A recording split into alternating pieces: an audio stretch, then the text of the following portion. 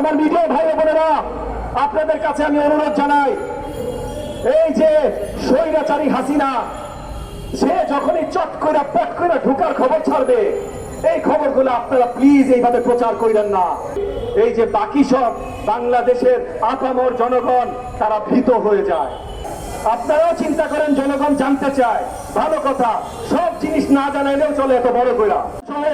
প্রত্যেকটি ইসলামী দলকে আহ্বান জানাচ্ছি, অগাস্টের 5 তারিখ পর্যন্ত যেমন আমরা একসাথে কাঁধে কাঁধ মিলিয়েছিলাম, জামাতে ইসলাম বলেন, খেলাফত মজলিস বলেন, জামাতে উলামা ইসলাম বলেন, ইসলামী আন্দোলন বলেন, প্রত্যেকটা দলের নেতার সাথে, যেটা আবার বললাম, প্রত্যেক দিন আমার আলোচনা হয়েছে কিভাবে আমরা সহযোগিতা করতে পারি।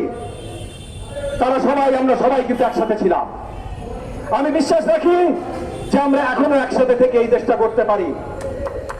এবং এই জায়গায় আমি আরেকবার এই সুরে আমার একতার সুরে যে কথা বলছে বিএনপির মাননীয় ভারপ্রাপ্ত চেয়ারপারসন জনাব তারেক রহমান, আমি তাকেও সাধুবাদ এবং ধন্যবাদ জানাই যে সেও বারবার কিন্তু এই একতার কথা বলছে এবং বলছে সরকার গঠন হলেও একসাথে জাতীয় সরকার গঠন করবে। এইটার জন্য তাকে আমি ধন্যবাদ এবং স্বাগতম জানাই।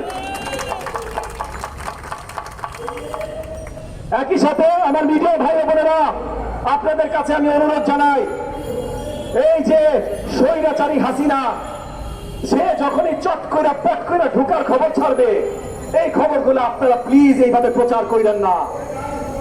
এই খবরগুলো আপনারা যখন প্রচার করেন, আমি বুঝছি ভাই, আপনারাও চিন্তা করেন, জনগণ জানতে চায়, ভালো কথা, সব জিনিস না জানাইলেও চলে এত বড় কইরা।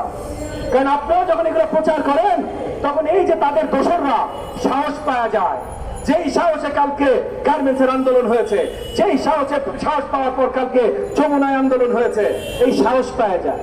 এবং একই সাথে এই যে বাকি সব বাংলাদেশের আপামর জনগণ তারা ভীত হয়ে যায় যে এত কষ্ট করে গুলি খেয়ে রক্ত দিয়ে হাসিনাকে আমরা বিতাড়িত করলাম, সে কি আবার সহজে ফিরে আসবে? তো আপনাদের প্রতি আমি অনুরোধ জানাই, আপনারা এইগুলা প্রচার করেন না। এবং শেষ আরেকটা অনুরোধ জানাই, আমার বক্তব্য শেষ করব, আমাদের মাননীয় সুশীল সমাজ যারা আছেন, আপনারাও কিন্তু আমাদের মাথার মুকুট, সবচেয়ে বেশি জ্ঞানী বিজ্ঞ আপনারা বিশ্ববিদ্যালয়ে পাঠদান করেন, আপনারা এনজিও চালান, আপনারা ব্যবসায়িক প্রতিষ্ঠান চালান, আপনারা অনেক জ্ঞানী গুণী মানুষ। এই জ্ঞান, আপনাদের যে জ্ঞান আল্লাহ তাআলা দিয়েছেন, সেইটা দেশের জনগণের জন্য ব্যবহার করেন। দেশের জনগণ যেন গণতন্ত্র ফিরে পায়। একদিকে তাকিয়ে এতদিন আপনাদের পছন্দের একটা সরকার ছিল, তাদেরকে সাপোর্ট করেছেন, এরপর আরেকটা পছন্দের সরকার চান, তাদেরকে সাপোর্ট করবেন, এরকম করেন না। জনগণের জন্য যদি কাজ করতে হয়, জনগণের জন্য যদি কিছু চাইতে হয়, তাহলে গণতন্ত্র চাইতে হবে।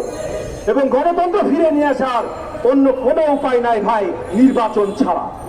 আমি আশা রাখি আমাদের একতা বজায় থাকবে। আমি আশা রাখি ছাত্র জনতার যেগুলো তারা প্রতীক্ষা করে, সেগুলো অন্তর্বর্তীকালীন সরকার বাস্তবায়নের জন্য কাজ করবে।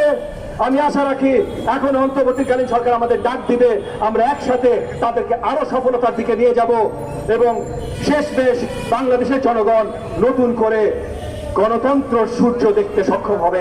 আপনাদের